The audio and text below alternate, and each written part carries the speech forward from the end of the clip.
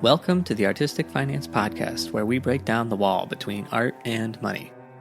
If you're here looking for how to be an artist and financially sustain a career, you're in the right place. Keep listening and join us as we learn about artists and how they make money work for them. Hello everyone, this is your host Ethan Steimel here for episode 21. Thank you for being here, and a special thank you to my Patreon patrons. Today's guest is actor and filmmaker Ashley Tabatabai. He produced the short film Falsified with his production company Tabatabai Productions.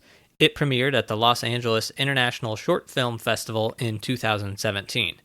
Ashley worked in digital marketing for 14 years and is now a consultant in that space, giving him time to work on his film projects and his podcast, The Ash Taba Show, where he talks to an array of film and TV professionals about their journeys and experiences. Without further ado, let's get to our interview. Welcome, Ashley Tabatabai, to the podcast. Thanks for having me. It's weird being on the other side of the chair a little bit. Okay, so I said your full name, but you sort of mostly go by Ash? Ashley, something. You know, people have other names that aren't so flattering for me, I'm sure, but those two were the ones I'll answer to.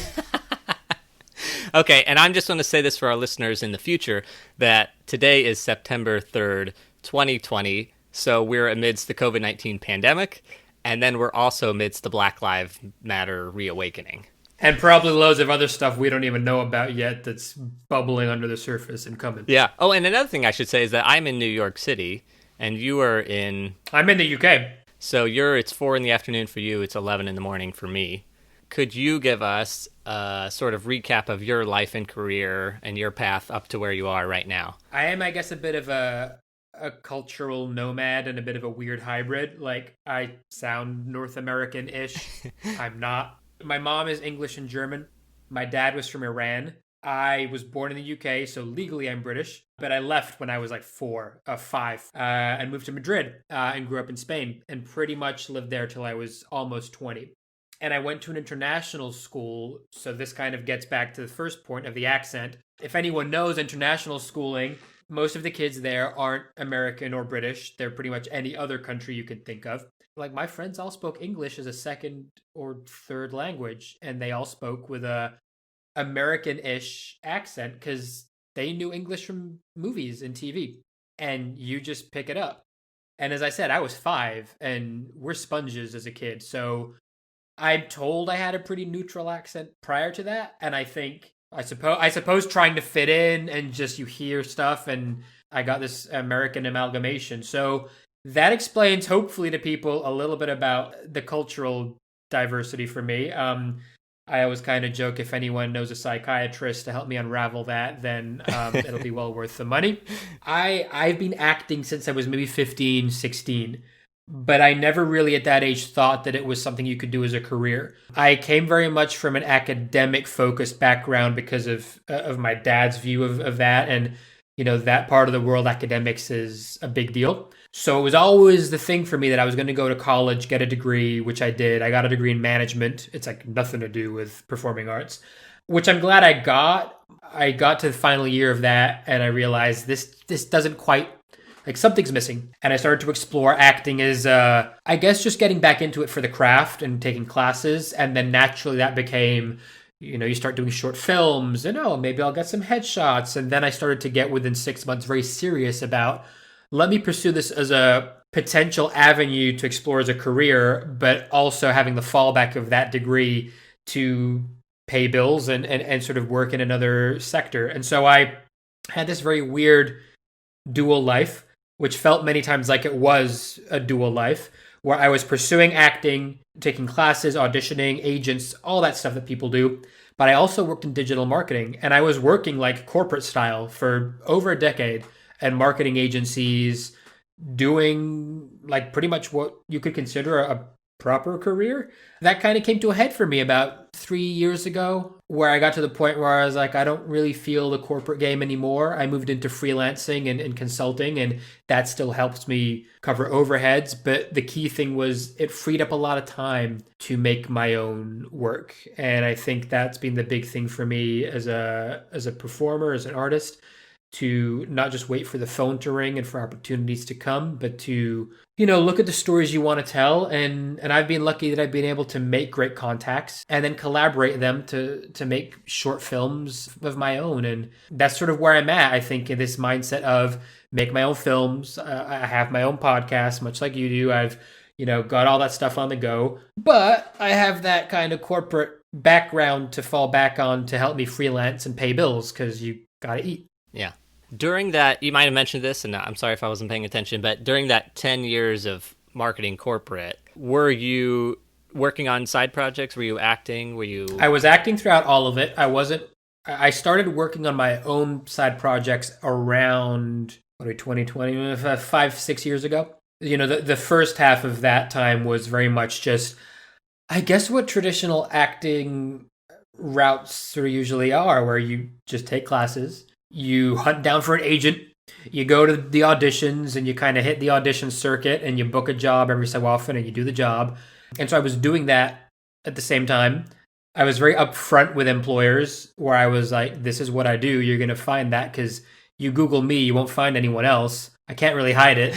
And it was just a case of saying, when I get an audition, I'm going. Like, sorry, but that's the deal. And 9 times out of 10, they were cool with that. Yeah. Amazing. And then the future for you, is your goal to direct the next James Bond movie, or is it to direct your own? You've done short films. Are you trying to get to a full film or to a television series, or? Eventually, yeah. I have a couple of short films that are written that one's ready to shoot. We just can't shoot at the moment. The other needs funding, so I'm kind of able to focus on that a little bit. One is just a passion project. The other I kind of see as potentially being then a proof of concept for a possible miniseries. And then, make more feature films and move on to bigger content. But I think it's important to do stuff a bit DIY yourself, to have as a calling card, prove that you can manage your money, then prove you can manage other people's money, and then hopefully start getting attention of people to pitch you for projects or help you get much bigger funding with bigger teams. I don't know if that'd be directing for me, as opposed to like writing and producing and maybe being more of a showrunner than a director. But who knows right now? Maybe in the 10 years, maybe it'll all be AI in 10 years anyway, and we don't even have a job. Who knows? It won't, I assure you. Okay. Thank you. Yeah, AI will be here and helpful, but won't be everything. Okay, so you've covered a lot of this, but could you describe your demographics to us? Race isn't, I don't know. I mean, the box I tick is white Caucasian. I suppose that's how I would put the race. But very mixed culturally. British legally, and then everything else under the sun. Age, please don't let me say it. No, age is 37. Yeah, I was like, if you don't want to say. I don't care. You go on IMDb, you'll see it anyway. It doesn't make a difference. 37 going on 12. Gender is male. And what's the Facebook thing? It's complicated? It's complicated, yes. Single. Which is the same as it's complicated. And then amazing, just a side question, because I'm American and we only learn English because that's how we roll, baby. But you lived in Madrid, so I assume you speak English and Spanish? Yeah. Anything else? Enough French to get by conversationally. Like I did about 4 years in high school, and it's got enough similarities to Spanish that if I'm really stuck, I can kind of bail myself out to have a conversation.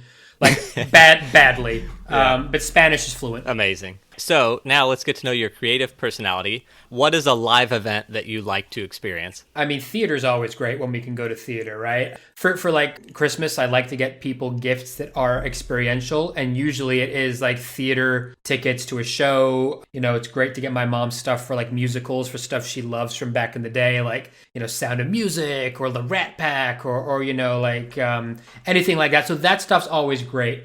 For me, to go to a live rock show, a rock gig, like to see a band, the kind of band that every time you see them live, it's always a slightly different take on the same song. Like that to me is always really amazing. Springsteen as an example, or people like that are always awesome live. I guess also I'm going to sound really, European about it. Football, and by that I mean soccer, which isn't arts, but to go to like a live game like that, there's something energetically about being in a space with thousands of people where there's a live sports event happening and you have opposition fans. And there's just something about that energy that's very different to a music or a theater experience. Yeah. Like theater is great because you, as an audience, sort of you're a collective and you're all walking through the journey, and you each have your own personal journey of how you're perceiving the story, but sort of the story is interpreted generally one way. Sports, you're going into a place where your audience is not on the same side, and yet at the same time they're all on the same side because they're just there for like the experience and the emotional journey that's gonna ensue. And the thing is, like, you know, each game is going to be different because the notes are going to change. One could be a lot more boring than the other, and then other times something happens in the last moment and you flip out. It's like, you know, Kobe hitting a buzzer beater and you're like, oh my God, like in the playoff, you're like, oh my God. The number of times that I swear in Spanish watching soccer on TV is, unacceptable to many people. That's funny. Okay, what is a piece of art that you like? It's quite a broad question. When we talk about art, what are we talking about? Like just generally, or? Okay, so I think a lot of people think paintings or whatever. I think like architecture, even theater. I mean, you already said theater. That could be it. Oh, you know, wow. Crop circles, you know, an ancient cave drawing. It could be anything.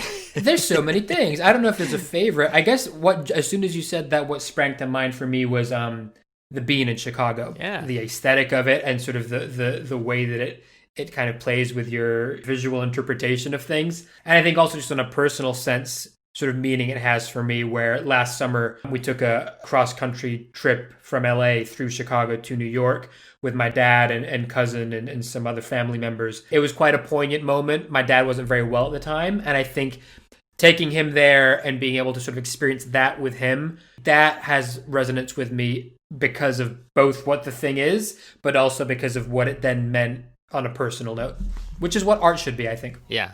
Absolutely. See, and I just assume everybody knows what the bean is. On your episode page on my website, I will put a photo of the bean. Okay, what keeps you motivated to keep on creating? Like if there's ever a day where you're like, I don't feel like it, but what makes you go? It's a good question, because I think the answer to that question changes as well with where you're at in life. I'd love to say like the big rah, like, you know, you have to keep going and you gotta hustle kind of answer, but I think that's kind of bullshit too. I think that's false ego. I try not to force it. I feel like if I have a day where I actually am not feeling it, I try and just go and do something else to take my mind off of that and come back later. I think there's a balance. You need to have the discipline to do each day. But also, I think you just know in of yourself that if you do sit down and it's going to be shit, you know it's going to be shit before you do anything. I think my motivation is more implicit. I think it is very much like, I know that if I don't create and tell the stories I want to tell, they won't get told. You know, like I'm 37, then I'll be 38, then I'll be 30. And like the time thing keeps clicking on and you sort of, you know, you start thinking a little bit about legacy and what you want to do and what you want to put out in the world. And that subtle driver, I think, is a big driver for me. Yeah, amazing. Okay, you mentioned concerts earlier. What type of music do you listen to? All kinds, which is a cop-out answer. But if I had to really be pushed, I'd probably go for rock or blues. Older stuff too. Put on Hendrix or put on Zeppelin. I do like a little bit of Pearl Jam too, if we're getting a little bit more recent which is not recent. That's like the 90s. Yep. As in, like, they're still gigging recent. But then, you know, a good song is a good song. And so I'm not genre specific, but I would gravitate to that. Amazing. Okay, so now let's jump to your financial personality. Are you bad or good with money? I think I'm okay. I think I could be better, but I don't think I'm not going month to month, check to check. And I think that's intentional and by design. And I think that makes it a much better place than obviously if you are. But I think there's still scope to improve for sure. Yeah. Are you a saver or a spender? Well, both. But I think more out of a saver so that I can then spend on the things that matter. Yeah. Okay. And then are you risk averse or a risk taker? Yeah, it depends who you ask. I mean, I probably err more towards like risk averse. But then on the flip, I spent $25,000 of my own money on a short film that didn't make any money back. So maybe that's a risk taker too. I don't know. Yeah. Through my eyes, I'd class myself as maybe a little bit risk averse, but then maybe someone looking at me would go, you're talking garbage. And to a certain extent, in order to live a creative or freelance life, you have to be a risk taker. If you were sane and just wanted like a regular life, you know, or a steady life, you would not go into the creative world. And you're probably right. And maybe my perception of what a risk taker financially is very inflated and inaccurate, because in my eyes, I'm like, well, I'm not investing 90% of my money in stocks and shares and companies and like all these things. And that to me is how I, from an entrepreneur's perspective, see risk as an investment. And I'm like, I'm not doing that. Plus, I would say you spent over a decade in what I call a regular job. Yeah. So there was a steady paycheck, which is not risk taking, really.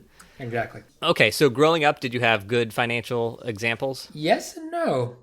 And I think the answer to the yes is maybe because of the things that probably you shouldn't do, but were still good examples in hindsight. I don't think my parents were terrible with money. I don't think they were great with money. I think, like many people, they were just sort of doing their thing and no one had shown them, much like no one shows us and much like no one's really taught this in schools, which is a whole other problem. We were pretty well to do because of my dad's just hard work. I went to, like I said, at the top an international school where most of the kids were kids of diplomats or like family members were in huge corporations that paid for the tuition, or they were from like famous families, and we weren't any of that. It's just my dad had the money and academics was important. But then, the money wasn't maybe invested in the best ways. Like he didn't really do stocks or shares or invest it in real estate or use what he had when it was available to possibly make it a better nest egg down the line. You'd say, well, that's a bad example. But then in some ways I look at it now and say, but that's actually been quite a good one to look at and say, well, I'm not to judge and I'll make my own mistakes, but I can see how if it was me, I could maybe learn from that and how I would do it a bit differently. I feel that we were quite blessed because we had what I think many people chase. We had the big house with the fancy cars, the lifestyle with the pool in Spain and all that stuff. And we all appreciated it, but then like that disappeared. In short, my dad was setting up a company. It was based in the aviation industry. They raised $2 million. They needed $3 million. And then 9/11 happened. And because it was the aviation industry, the thing fell through. It was very difficult to get back to that. And he'd been living off of savings for like 2 years. And all of a sudden, the lifestyle you had before starts to unravel. And again, at the time, that seems catastrophic. And it's tough to go through, especially, when you're a lot younger. But blessing, because you then move to a place where you don't have all the fancy stuff you maybe did, but you look at it and go, well, I have had it. If I don't get it again, that's okay. Having had it, it's not really that different to not having it. And so you don't really have the need to maybe chase utopia. You kind of then do stuff because you want to do stuff because you feel it has a deeper meaning than the picket fence and the lifestyle. Yeah, amazing. This might be a two-part question. The question is, at the start of your career, what did your finances look like? That could be like right when you got out of school, and then maybe again when you decided to go consulting. Right when I got out of school, I didn't have any debt. So that was, I suppose, good. I wasn't allowed a student loan. So basically in the UK, you have to have lived in the country for up to 3 years before the start of your course, or at least at that time. Mm-hmm. That money would have come in handy because of what I just explained with my dad's situation. And at the time, it was like, well, I'm a British citizen. My family paid taxes here for decades, and you're not letting me have tuition covered because I've only been here for 6 months. Okay. But that was a blessing because I didn't owe anyone anything. And I think for me, like, student debt's a huge problem. Super grateful that I didn't have that and just went through a little bit of a really pinching the belt for 3 years, but much better. So I came out with no debt, and, it was a case of not having any money either, but at least being on like literally zero, and then just, getting paychecks and accumulating and saving. That was that sort of initial point. When I moved and went into freelancing, I had about probably 6 or 8 months worth of savings in the bank based on like a realistic view of what I thought my monthly outgoings would be, being realistic and being a bit more frugal. Like, I'm not going to go out 3 times a week and spend $40 on a meal because I don't need to. And I think that was important because it then gave a bit of a cushion to give me some time to find some clients and build that myself. And that helped. Side question about the consulting. How much of your time is spent on the consulting, earning money that way, versus your creative projects? About half at the moment. And by that, I mean like maybe 20 hours maybe 30 on a big week. But that's been very intentional for me. Like I write it down like daily and I'm like, I want to earn X amount and I want it to be for like max 20, 25 hours a week tops. I could do 40 hours. I could do 60. I could get more clients and do more biz dev to bring in maybe a bit more money. But what's the offset? And the whole thing has been, no, like I want at least half the week free to be able to write, get my projects produced and, follow up stuff with there. To have the time to do the podcast I'm doing, which is great to talk to all kinds of people. And without that, I may as well have just stayed in a regular 9 to 5. So that's intentional. Amazing. Question that I assume is the answer is no, but have you had any health challenges? Not personally. There have been family health challenges in the last few years, like I said, with my dad. And so indirectly, yes, but I think I'm in good health. Yeah. Have they impacted your finances at all or your family's finances? Last year, yes, because I couldn't work as much freelance-wise because I was the one that was caring for my dad. So as a sole carer, you literally put your life on pause. I had a little bit of income for some freelance gigs, but I super scaled down. It was not. You get perspective. Like at that point, I'm like, it's not about making money now. Like I have enough in my savings account and he was covering some stuff too. And it did have an impact. It doesn't matter. Like the money stuff doesn't matter when you have real family life stuff going on. You see what's important. Yeah. This question also might not apply to you because you seem like you know where your money's going. But when you have excess money, like maybe getting a big paycheck, where do you? What's that? What's that? Excess money? It depends. I try to put a little bit into a savings account that I have, but I also, where possible, if I then can do that, will put a little bit into a stocks and shares account that I have. So I'm kind of diversifying. And then, if I know there's something specific that I'm saving for, like a big trip, or say it's a project I'm doing, which might need a little bit of my own personal investment, I'll sort of pocket it to that because it's that ongoing reinvestment into the artist's career, which is like you're a business. I need new headshots because I've not got some for 4 years, or I need to, invest in some new lights for self-tape or like whatever. So it might go towards that kind of stuff too. Amazing. On a daily basis, do you worry about money?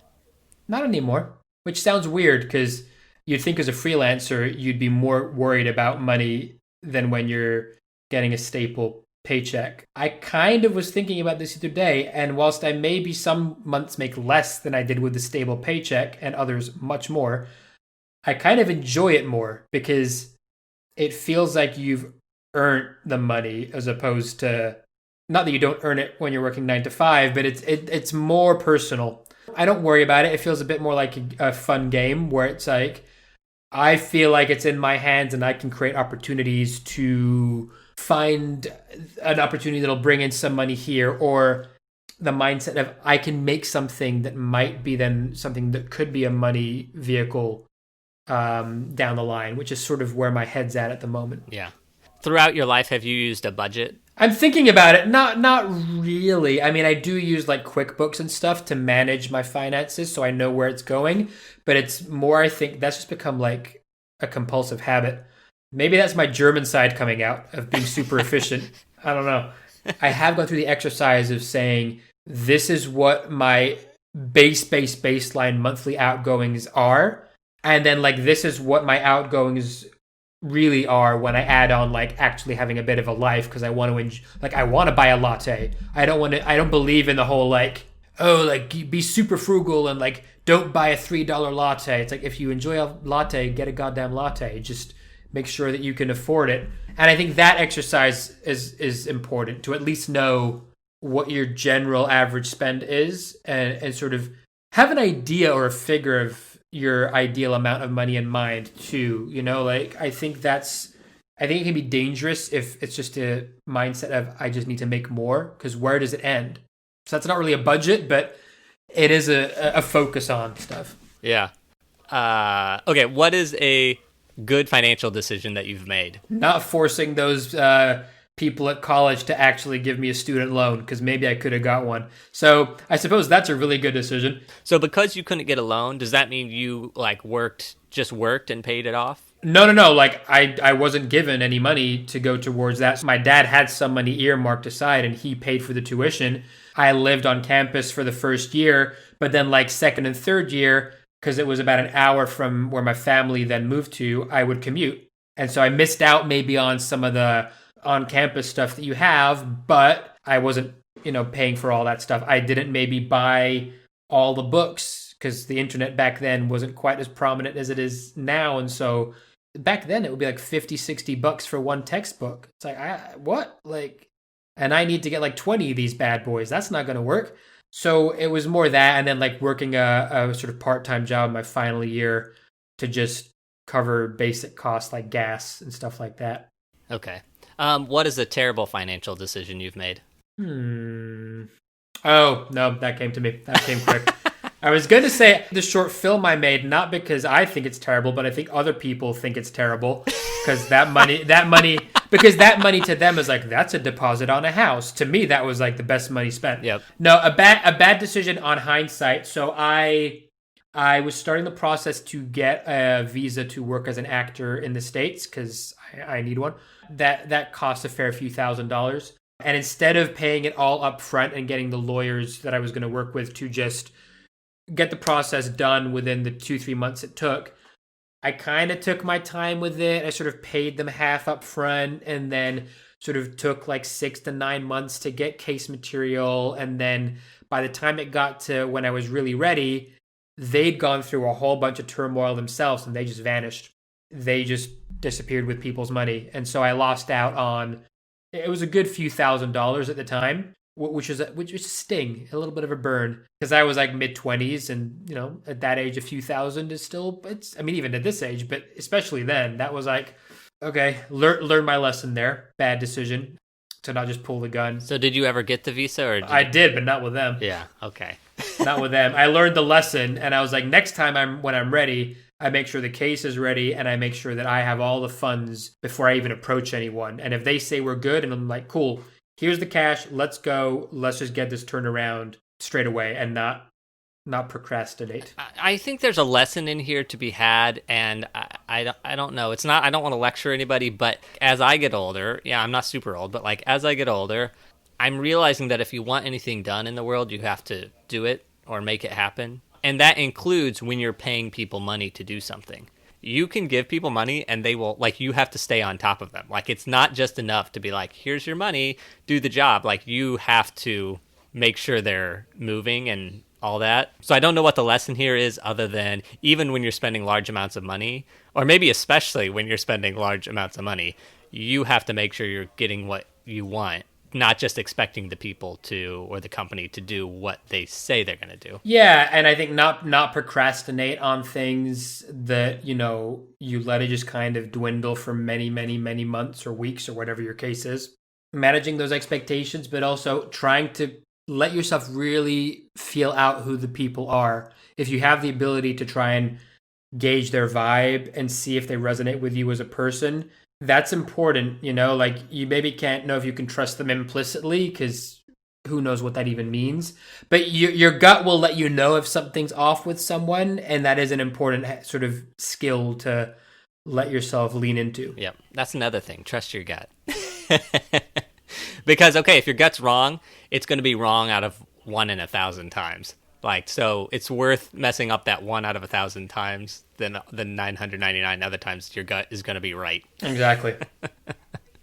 Okay, so this, because you're in the UK, I don't know what this is going to entail, but do you have an entity, a corporation, anything like that? I don't know, explain how those things work for you. I have 2 limited companies, 2 LLCs over here. One is for my consulting, digital marketing, coaching work. And the other is my production company that I basically use for the short films that I make. Initially, that has been set up more for a legal perspective to basically, be the legal entity for insurance and to basically just, help us when it comes to hiring people and kit and not putting the liability on me as an individual in case, I don't know, a light or a camera or a person gets hurt or broken on a shoot, which could happen. And then, now that I'm in the stage of raising funding and capital, it helps to have a company to put that into, as opposed to coming to me as an individual and then me getting taxed out of the backside on something that's not personal income tax. It's capital. Right. Okay. Do you file your own taxes? I have done in the last few years, but sooner or later that's going to change. I'm going to need someone to take that fun away from me. And do you do it for both your companies and you? Mm-hmm. But the production company hasn't really had much going through it historically, so that's not been such a challenge, but it will be moving forward. The other two isn't quite as difficult because they kind of feed each other. Yeah. Okay. Do you have a retirement plan financially, and what does it look like if you do or don't? Do I sort of? I mean, through working in the corporate world, there were like, a few pensions that I was automatically involved in that, they put in some money, and obviously I sort of had it matched with a little bit of my salary.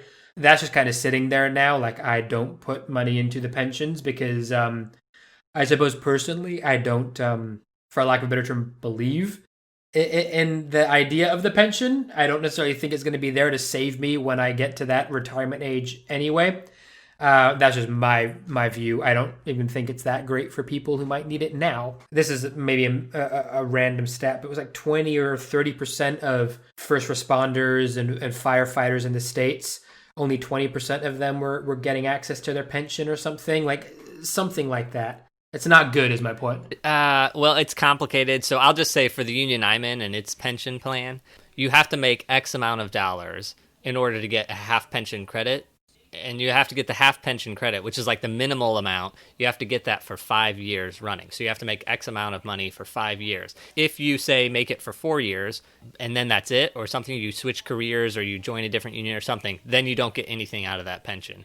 So it's that's just one example of like a rule. And also like with firefighters and stuff, a lot of them are part-time. So the full-time ones might. Point is, there's a lot to it, and I guess it's more that thing of the Fed is printing so much money and the banks here are printing so much money. By the time we get to that age, who knows what the value of these currencies are going to be, and there's just too many unknowns. So for me, my view is slowly trying to just establish a bit of a nest egg for myself that is in a bit more of my own hands. So we don't have like a 401k in the UK. That doesn't really exist. What they do have here is something called an ISA. So basically it's an interest-free savings allowance that everybody gets. So in the UK, you can invest up to £20,000. It's about $25,000-ish. Any interest, anything you make off the back of that is tax-free. And so you can invest that into just like a high interest savings account, but that doesn't really exist, and that's not a good deal, but that's an option. The other option people have is you can invest it into stocks and shares, which could be an option. And then they also have this thing called a lifetime ISA. So with that, you can invest up to $4,000 of your allowance a year. It's not much, but the government matches up to 25% of what you invest in that year. So if you do that over time, you potentially could get a fair amount just given to you from the government for as long as they keep this in play. The catch with that is it has to go towards your retirement, so you can't cash it out until you hit 60, 65. You just keep putting in a little bit and let that grow.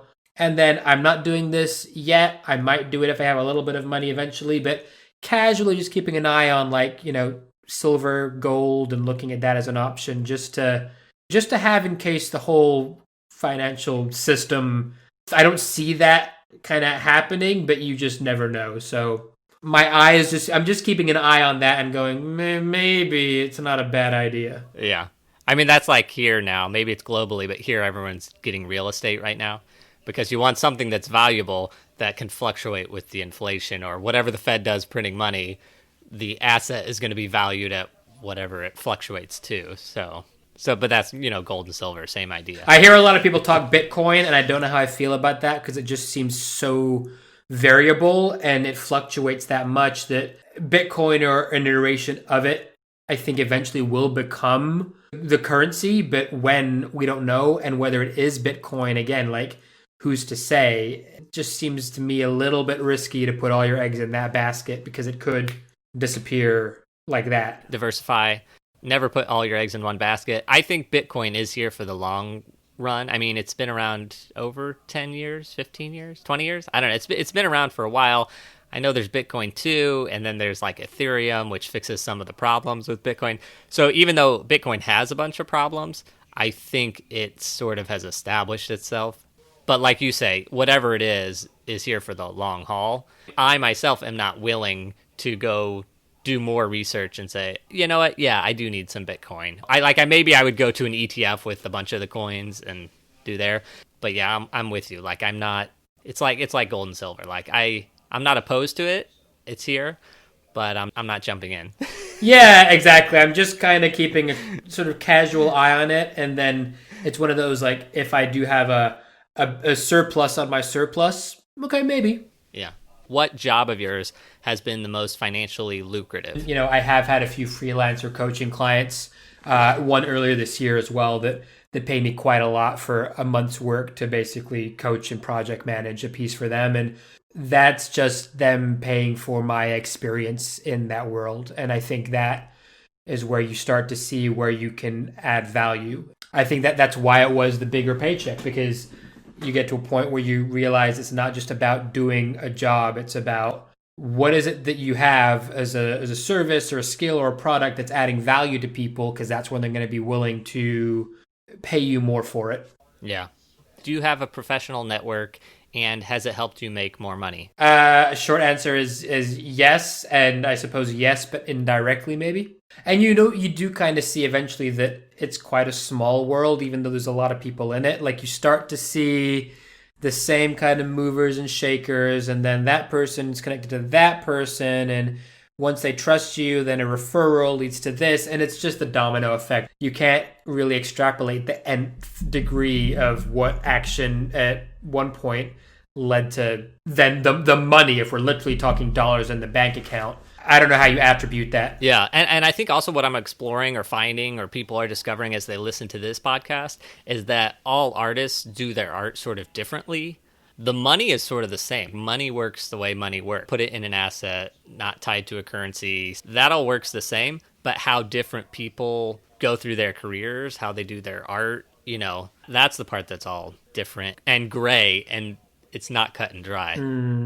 That's art. Yeah, it's art, baby. No formula to it. If there was, we'd still, well, no, we wouldn't do it. It'd just be banking. Or in my industry, it's Broadway. That's Broadway. Like how do you make money on Broadway? Well, you get a bunch of stars together and you put them on stage and you make money. Right. And if you don't do that, you're not going to make money. There are formulas to certain things, but not for the individual per se. Yeah, fair enough. Okay, how much of your success has been hard work versus luck? I don't really believe in luck. I do believe in work or hard work, but I don't necessarily think that the ethos of I'll sleep when I'm dead kind of idea, I don't think makes sense to me either. So I think it's important to distinguish.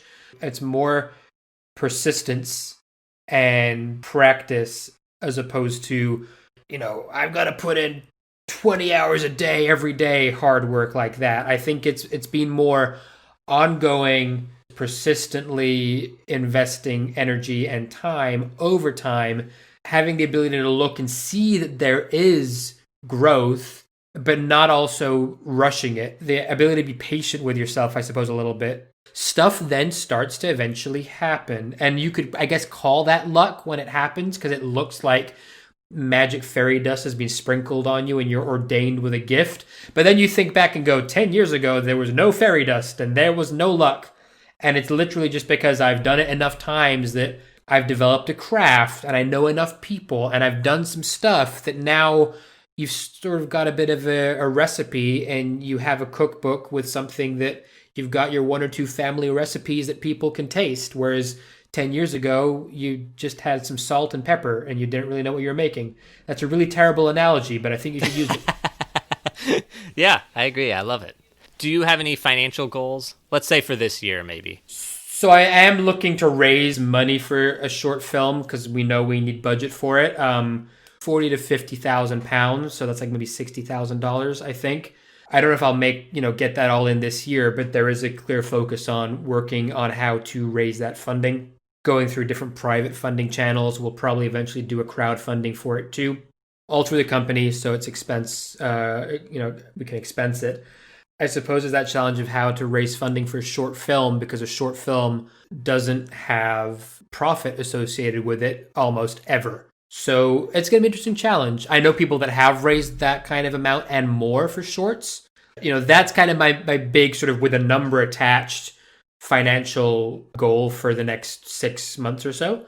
I guess on a more personal level, me being able to do 20 hours work a week in non-artist related work, basically earn enough to cover my expenses and then another maybe 25% on top of that for putting a bit away here and, investing a bit in my stocks and shares. And, that might just be a few $100 like here and there. Again, it's that consistency. I believe that if you invest $100 a month every month, then over time that eventually does accumulate if you're able to pick the right kind of portfolio of stocks and shares, which, for me would not be mutual funds. It would be, the tracker indexes where there's less involved because I don't want to be researching stocks every day. Like I'm not Warren Buffett and I don't enjoy researching a business 8 hours a day. I respect the guy that he does that, but it's not for me. I'd rather use a diversified portfolio with a tracker index where it gives me just, fractional shares on all these big companies. And over time, it'll slowly accumulate. And it's the long haul investment that I'm interested in, not the quick returns of trying to play the market, which I don't think you can do anyway unless, I don't know, you're a Wall Street trader with a cocaine habit. Yeah. And I will say, I mean, everybody listening who maybe doesn't have a financial advisor, it would probably be a good idea. But I think what you just said is sort of what every financial advisor will tell you. I got a book here, which I read earlier this year. I'm going to plug it. I don't get anything for it. You might have heard of it. Have you heard of this book by Ramit Sethi? I Will Teach You to Be Rich. Terrible, terrible name of a book. I think he'd admit that himself. And it's US specific too. So he talks about 401ks and investments and stuff. How to get the most out of your credit cards. How to look at, investing money in your 401k or your stocks and shares. What to look for with a savings account. Like me, like most people, I just had a standard savings account that my bank gave me where the interest rate was like 0.05%. And then with COVID, it's like, now we've got to put it down to 0.02% and you're getting nothing. I think you have slightly better interest rates in the States, although not great, but still better than here. It's just over 1% here in like the best savings account, which is not great, but that's much better than if you go with a standard bank. And small shifts that he puts in this book, for me, have made like a big difference. It's all about making your money work for you. Real estate comes into the equation too. So reading people like him, Rich Dad, Poor Dad, Robert Kiyosaki, and just taking what's out there. If you can't, I guess, afford a financial advisor or feel like it's right for you right now, there is research available that you can do to inform yourself with the internet. Like this thing is a tool, not just for us to consume YouTube and Netflix all the time. We can gain knowledge that I can attest to. Like that's changed my financial habits just this year. Ashley, this is amazing. So I used to have a question, two things about book recommendations. I would say, do you have one for your art or your craft that you would recommend? And then do you have one on finance or business or anything like that? Nobody ever gave me an answer, ever. So you took it out? After like 10 or 15 interviews, I just cut the question. I should have kept the question just for you. Well, I'm glad I brought it up then, seeing how the question wasn't in there. Well, yeah, I mean, for me, this is the most practical book. I feel like I'm selling it, like holding it like this. I Will Teach You to Be Rich by Ramit Sethi, but you can find him on Twitter. Rich Dad, Poor Dad, I thought was really great as well from a mindset perspective. I will say Rich Dad, Poor Dad, I feel like that is the number one game changer for anybody. And it's short. And if you listen to some of the stuff he's talked about in the last few months with what's going on, he talks a lot about the fact that we are shifting from the industrial era to the information era. He's all about assets. He's all about assets historically being real estate, which they still will be, but also very much now, like with the power of the internet, you can create assets in the form of information, in the form of products that could be a book or a course. That's not as scary as it sounds because everybody has something that they can offer, if not many things. Diversifying your potential income streams by creating multiple products. That book, I think, is yeah, I'm with you, up there. A strong one. But this one is very practical, like, people looking at different credit cards, how to approach savings from a stocks and shares perspective. I'd recommend that too. Amazing. Thank you for that, Ashley. If money wasn't an issue, what would your life's goal be? It's a really interesting question. And when I got it sent through the other day, I took a bit of time to think about it. And I was really pleasantly surprised that the answer was not really that different to what I'm doing now. Yeah. Which I think and hope is a good sign. That wouldn't have been the case maybe 4 or 5 years ago. I would still want to be making my own films and content and like telling the stories that I want to tell, whether that's, through the vehicle of a short film, feature film, series. But like I know I want to do that. I'd still probably do my podcast because it's just great to talk to different people, learn from their experiences, because that's part of life, is learning from what others have done, and you can grow from that. So would certain things maybe change a little bit? Sure. I think it would be more in the facet of I'd maybe travel a bit more when we're allowed to travel, to enjoy taking in more of the world and different, cultures that I'm intrigued by. I'd love to go through Latin America and explore, all kinds of things there, and, do the Inca Trail or go to the Galapagos, and that stuff would be great. And I guess it'd be nice to know that, money's not an object, and you don't have to worry about the idea of one day raising a family and having kids and having to look at that from a bank balance perspective, which I don't think is what it should be. But I think, unfortunately, for many people, you do have to give that consideration. So it would ease those areas and give more opportunities for stuff like that. But I don't think it would change what at my core, I'm doing it now anyway. Amazing.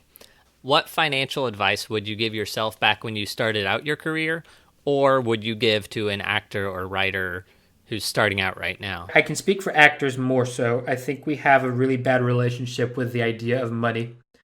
I don't think people teach business very well in general college classes or high schools, let alone to people that might go to a performing arts or drama school. And I think sometimes it can be taboo for actors to feel like they should focus on that. It's a very strange relationship that we have, but I don't believe in the starving artist idea. I never did, so it's not advice I would give myself, but I guess just when you're starting out, I think the big thing is to really remind yourself that if you're in this for a career and you want to try and build this as that, you have to remember that it is a business. It is show business, not show art. You can do show art, but then you have to realize that might not pay your bills, and you got to find another way to do that, and that's okay too. But if you want the career, learn the business, educate yourself on how your strand of the business works, but also just on money generally, like financial advisors or the books that we spoke about. Like, that wasn't around when I started out because the internet wasn't as big as it is now. And I think with the access we have with a 1 or 2 click thing online, you can teach yourself a lot about how to use your money. And if I was an actor, I would be making sure I was putting aside a little bit every month if I could, and also making sure that I was able to invest in my own projects, because there is no magic bullet. But if there is any possible big win, it's in making your own content and putting on your own shows, whether it's theater or screen. It doesn't really matter. But that's the best way to invest your money in your career, in my personal opinion. Amazing. Is right now, with everything going on in the world, is right now a good time for students to be in school studying art, let's say filmmaking? I don't know. I have some filmmaking students that I know I've been talking to, and they've been on the fence about whether they're going to go back for this next year, because especially the final year students, like if you're a filmmaking student, I think a lot of times you go because you want to have the opportunity to make a final year project. And with that, you want the access to the equipment and the opportunity to make the best thing possible to be a calling card for when you go into the world. And I don't know if they're going to get that chance, because we don't know. So I don't know if it's the best time. On the flip side, there's not a lot of content being made on a sort of major level either. And so if you can make stuff, maybe you'll have more of a chance for it to get out there and exposed. I don't know if there's a right or wrong answer to that. What I sort of think is it's the best time to educate yourself generally. Whether that's through the traditional academic channels or not is up to your own personal preference. But whether you do or don't go, I would still say use the resources available with books and YouTube and podcasts and all of that to just educate yourself and learn, because that's going to be what will stand you in better stead in the long run anyway. And reach out to people. I've had producers on my show, and they've basically said that if you reach out to us, we might not answer you, but you have more of a chance of us reaching back to you, because we have a little bit more free time now. And it's okay to ask for like a 10-minute Zoom with someone just to pick their brains. That maybe for some people could be a much better education in 10 minutes than a full 3-year course, potentially, if you ask the right questions. Amazing. And a similar question, or in the same vein, big cities are artistic hubs with everything going on, the economy right now, production halted. Should artists still move or filmmakers move to big cities? Yes, if you want to go and live in the city for the city. If you're going because you think being in LA or London or New York is going to give you more networking or more opportunities, potentially, but right now, the short answer is I don't think it matters where you are. I mean, again, the casting director I had on last night, he was asked this question from an actor in the UK who was saying that he was thinking of maybe getting a visa to go to LA next year. And the casting director said, you can if you want to come here and be here, but number one, like, we don't know what it's even going to be like in terms of just going out on the streets. But even if that's opened up, if you do get auditions, you're just going to do them from your room. Like, they're going to be self-taped. Why go all the way to LA and incur the big city costs when you're going to maybe get those opportunities no matter where you are now? And I think that's actually a good thing. It's a level playing field now in some ways, that you don't have to be in these big cities and live there permanently. I think you need to be willing to be able to go there if the work comes up, maybe go there to meet with people and network every so often, because I think you do have to show face and connect in a human way. But do you have to live there permanently? I don't think so. Not anymore. Side question. So I've listened to your podcast and I've heard like European sirens in the background, but where do you live? I am about an hour and a half north of London. Okay. It's a city called Leeds. Not many people know of it unless you know like sports and soccer. It's not too far from Manchester or Liverpool. I'm kind of throwing out other cultural references. I'm like Liverpool, Beatles. People know the Beatles. Not too far from there. UK's tiny. So I'm like an hour and a half from London, 2 hours from London. And when you like filmed your short film, did you do that there or in London or somewhere else? We do it here because, number one, I've got a great group of creatives around me that are friends first and then like amazing directors, editors, cinematographers. Being real, like, it's easier to film in a non-film hub because you don't have to go through as many hoops for things like permits, or you might have to pay for locations, but not as much. And whilst it's a growing community and there are like studios and networks here, if you're in LA or in London, jack up the prices by like 50%, if not more. Amazing. I'm assuming the answer to this is no. This seems like an American question. Are you in any unions? I'm SAG-AFTRA eligible, but I'm not in it yet because I don't need to. And I don't want to pay the initiation dues of $3,000. I think it's still $3,000. So I'm not in it, but I'm eligible to be in it. I'm part of Equity in the UK, which is like the equivalent. I know Equity US is theater-based. Equity UK is actually just like their SAG-AFTRA equivalent. But if I'm being brutally honest, they don't really do much. SAG-AFTRA do a lot for their actors and really like back them. Equity should maybe do some SAG-AFTRA seminars and take a note from their book. Excellent. If anybody from Equity is listening. Nah, whatever, man. It's all good. I'll send this to them. I'll tag them on Twitter. It's fine. Yeah, listen to, and I'll put a timestamp.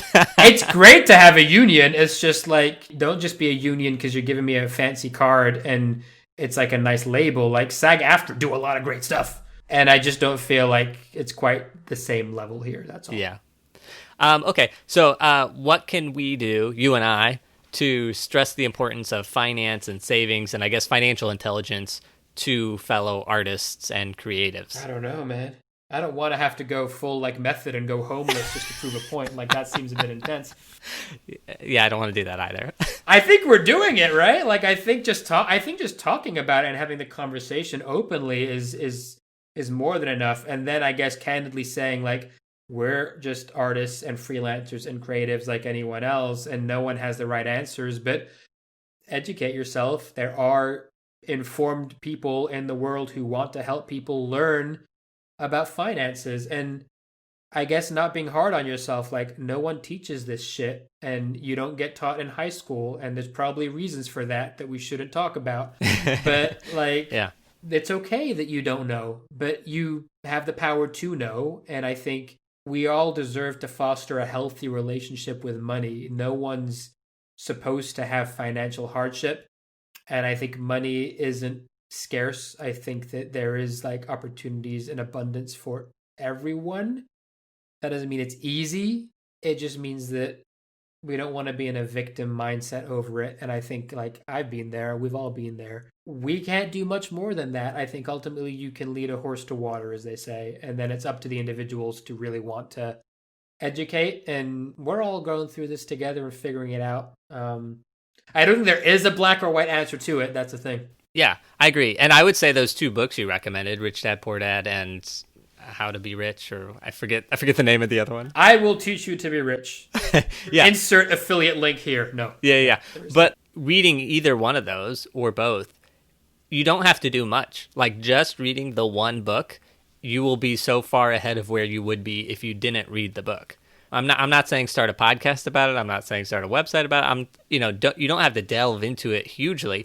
You just do one simple thing of like reading that book, and you're many steps ahead of where you were. Yes, but then the key is taking action on it too, and like implementing stuff in a way that's specific to your situation. We all listen to stuff or read stuff, but like probably never really apply it much or any of it.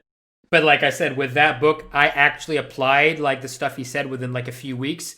And like I didn't see monumental changes overnight, but I look back now and go, well, that change in interest rate from 0.05% to 1% does make me like not loads, but there's quite a lot of coffees a month there now that I can just get almost for free off of interest.